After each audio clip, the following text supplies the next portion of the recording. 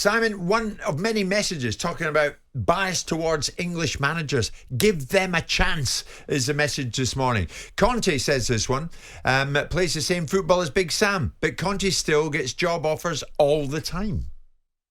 Now, that's a fair point, isn't it? Yeah. Having said that, so does Sam, it would seem. Conte's won the Premier League. He's won other leagues. So there goes with that some degree of outcome and achievement. There is an element of certain managers may have been afforded the opportunity in the past that haven't been given that opportunity. Yeah. But again, I do think there is an element of they've reaped what they've sowed with some of their conduct. You give people a chance. There isn't this idea there's a bias. If English manager Graham Potter got given a chance. True. Right? So there it is. He didn't take the chance. He wasn't fit for purpose in the job that he was given. That was quite rare, though, wasn't it? Well, David Moyes, a Scottish manager, was given the chance at Manchester United. There's got to be nuance rather than just a perceived bias.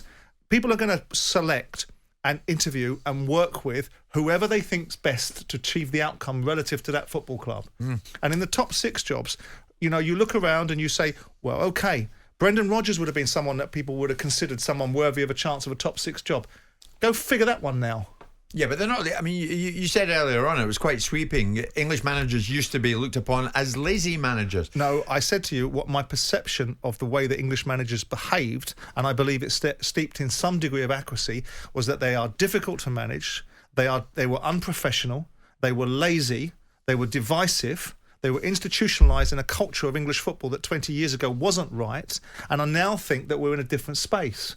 So if the elite English managers come through the groove, they'll be given the same opportunities. But not all of them sat with their feet in the desk reading the Racing Post. No, not all of them. Not all of them. And there is an element of I shouldn't homogenise the entire group and just put them as one group. But then we're making a collective argument. We're saying English managers. Okay, let's be specific then. Which English managers are we talking about? We're talking about Sam not being given an opportunity because he wasn't as fashionable as some other managers. Sometimes people's face doesn't fit. Who else are we talking about from this long list of English managers that are meriting a chance? Steven Gerrard? Oh, well, he got a chance, didn't he? Frank Lampard? Well, he got a chance too, didn't he? Okay. So where is this list of English managers that people want to point their finger at and say, we gave Southgate a chance to manage a national team. He didn't do bleeding anything in English football management to have got that chance. So you tell me, where's this long list of English managers that must be given a chance? Well, I'll tell you who's going to get his chance. It would seem Dutchman Arne Slot heading towards Tottenham, it would seem, at quite a rate of knots. Let's get the latest on this one, because talkSPORT's chief football correspondent Alex Crook joins us live. Alex, good morning. You an Oasis fan? You're going to be tuning in to Noel at 12. Do you know what I was going to say? This is a career highlight for me, sharing the billing with Noel Gallagher. I love Oasis, and my go-to karaoke tune Shut is up, Wonderwall. Crook, you're an S Club 7 I won't fan, sing that to you now. S Club as well, yeah. I've got varied taste, but I do love Oasis, so looking forward to that. Excellent. You can join us during it, wherever you like. Here's the thing, Alex. Arne Slot, he was trying to avoid being questioned about Tottenham the other day because he's still in the Feyenoord hot seat, but for how long? Well, I think he knows, Jim, doesn't he? He knows that there's a very big possibility now that he could well be the chosen one when it comes to Tottenham. Certainly, I think he's very high on, if not top now, of Spurs' list. They've been quite guarded as to the hierarchy of their candidates, but we know what type of manager that Tottenham have been looking for. They want a young, up-and-coming coach. They want someone who's going to improve players. They want someone who's going to play attractive football for the fans, much like when they hired Pochettino way back in the day. So I think Arne Slot ticks a lot of those boxes. It's not a straightforward deal because although he has a release clause in his final contract, that doesn't actually kick in until the end of next season. So it's not just a case of pitching up in Holland and saying, right, we'll trigger the release clause. They're going to have to negotiate. The fee that's being talked about is around £6 million. I think it's clear that Arne Slot is keen now to make the next step. There was some interest from Leeds earlier in the season. Maybe it wasn't the right time then. He now has won the Dutch title. And I think despite the stick that Tottenham get, it's still one of the big clubs in the Premier League. They've got a fantastic stadium, arguably the best in certainly the best in the Premier League, possibly the best in Europe as well.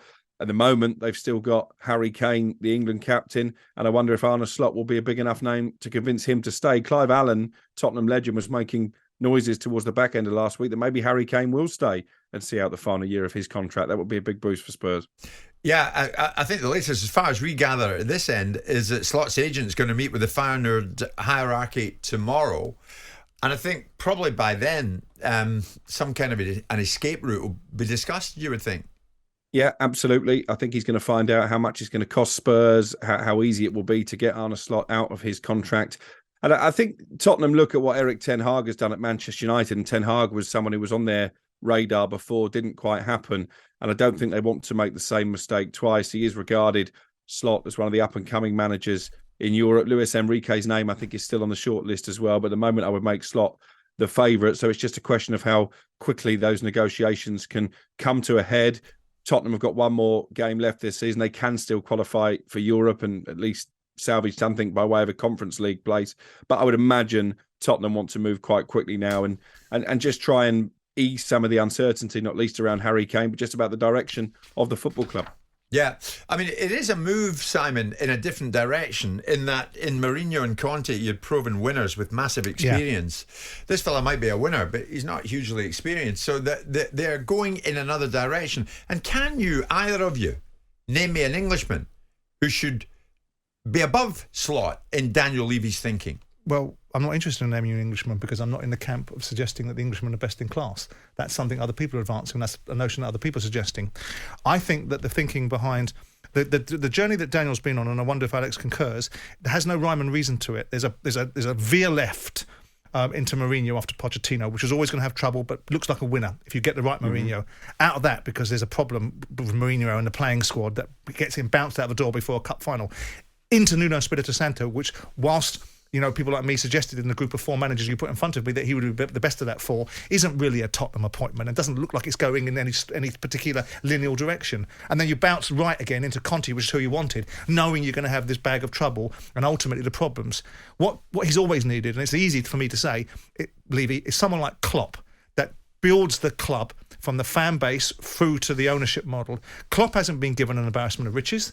He's taken Coutinho, slung him out the door, got 150 million quid and bought Virgil van Dijk and the goalkeeper, Alisson, and then built around that. So he needs someone. This is why this Slot character, at this stage in his development, coming from Dutch football, winning in Dutch football, coming here and playing a brand of football that will excite the Tottenham fans and get that noise quelled about how they play, and then get the other noise quelled about winning games and being able to attract some talent into the dressing room that's going to be reflective of what the Tottenham fans want. I think it's not a bad fit, because Daniel will be able to work with him. He won't have these prima donnas like Conte that are perhaps past their sell-by date in being prepared to accept certain foibles and peculiarities, because unless they have exactly what they want when they want for their £15 million a year salary, they'll make no compromise and they'll set everybody on fire.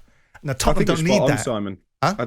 I think you're spot on, certainly in terms of the style of play. I think Daniel Levy, in a way, with those appointments you mentioned, almost came away from his principles. I think he was willing to do that because he thought it would deliver that coveted trophy. Obviously, it didn't work out.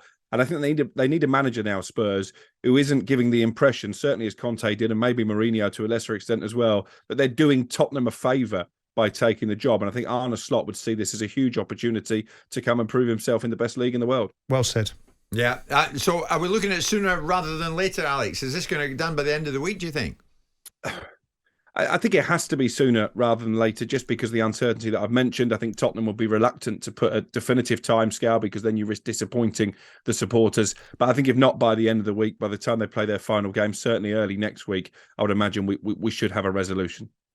Alex Crook, thank you so much. Alex, you're more than welcome to join us at any time if you've got a question for Noel. Jim White and Simon Jordan. Monday to Friday mornings from 10 on AM, on DAB, via the talkSPORT app and on your smart speaker. talkSPORT.